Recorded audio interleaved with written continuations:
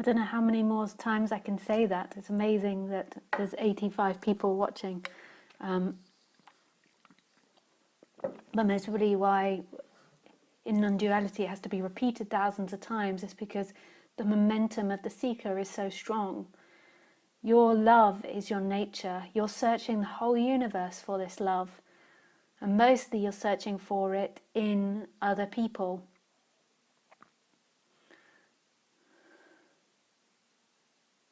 And you can't find it in other people.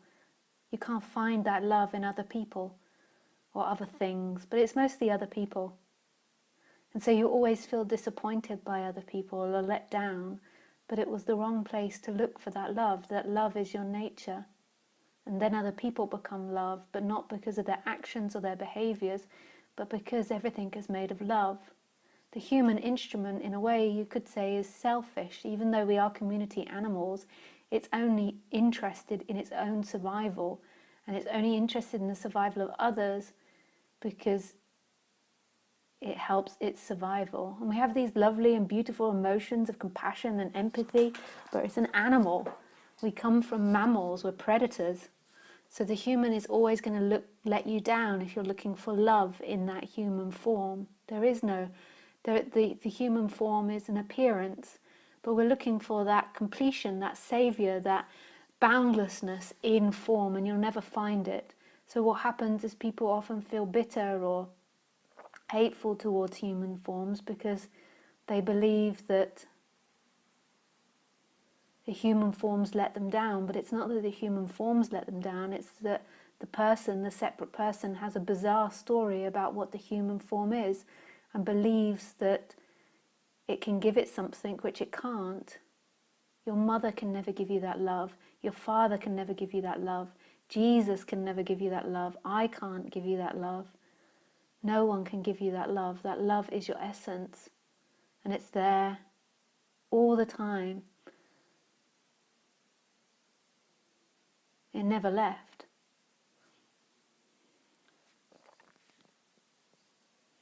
It's just the mind and the person has projected it outwards in something that it doesn't have, that it's lost. It projects that it's been kicked out of the Garden of Eden, and it's got to find love out there and make it stay.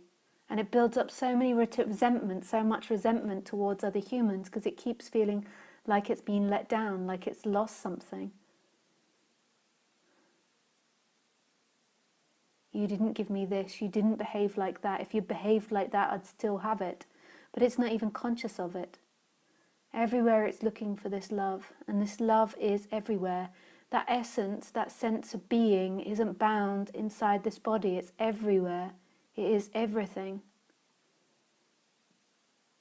And it's total and utter completion. And that beingness has knowing, so it knows everything, the beingness. And on the other side, it's this love, and it's been there the whole time. So it's been there.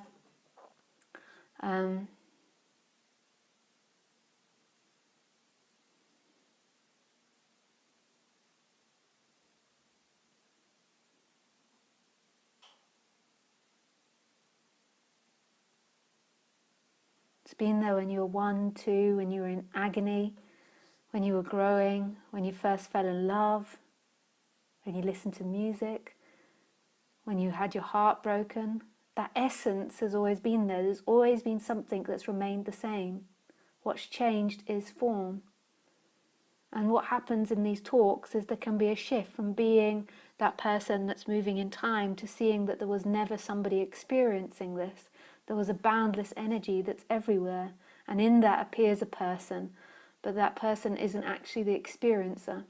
And it's not the person that becomes enlightened, although often that person changes and becomes less greedy or less needy, but it doesn't become a perfect person. It doesn't become an enlightened person.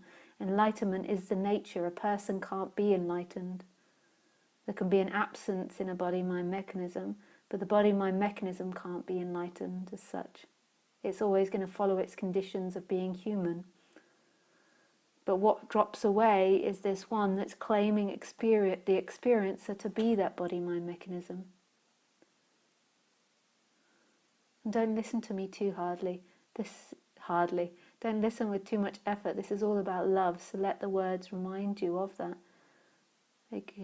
Take you back to that place. And it's not really you, but it's like calling something out that's been hiding, that's been there all the time. This isn't an intellectual thing. This is an energetical thing. Or even maybe beyond energetical.